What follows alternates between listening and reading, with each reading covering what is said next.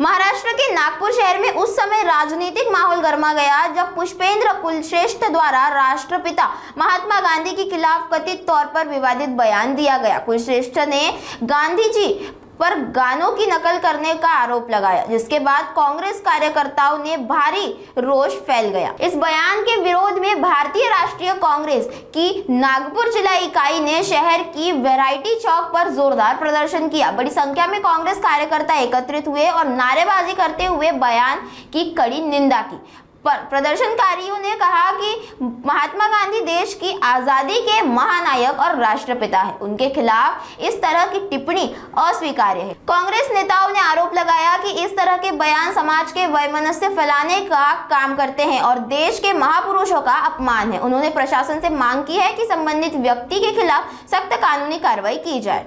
हे खालच्या दर्जाचे वक्ते असतील आणि त्यांनी बापूंनी गाण्याची चोरी केली जो हा आरोप लावला, ज्या राष्ट्रपिता महात्मा गांधींचं नाव साऱ्या जगभरात घेतल्या जाते, साऱ्या जगभरात गांधीजींचा जागर आहे आणि पुष्पेंद्र कुलश्रेष्ठ सारख्या एका तुच्छ माणसाने जे वक्तव्य केलं त्याचा निषेध म्हणून आम्ही या ठिकाणी आज आंदोलन करत आहोत। आणि मला वाटते महात्मा गांधींचं बलिदान हे देशासाठी सारा हिंदुस्थानाला माहित आहे आणि परमपूज्य महात्मा गांधींनी जे आपल्या देशासाठी करून गेलं हे देशवासी कशीही विसरणार नाही। आणि म्हणून साऱ्या जगात महात्माजींना मानणारे लोक आहे आणि पुष्पेंद्र कुलश्रेष्ठ सारख्या या तुच्छ माणसाने हे केलं। याच्यानंतर जर यांनी हे वक्तव्य केलं तर पुष्पेंद्र कुलश्रेष्ठांना त्यांची जागा दाखवण्यात येईल, जिथे भाषण देतील त्या ठिकाणी पुढली कारवाई काय राहणार? पुढली कारवाई आम्ही FIR दाखल करायसाठी मागणी करणारा महात्मा पिताच्या नावाने जो करत आहे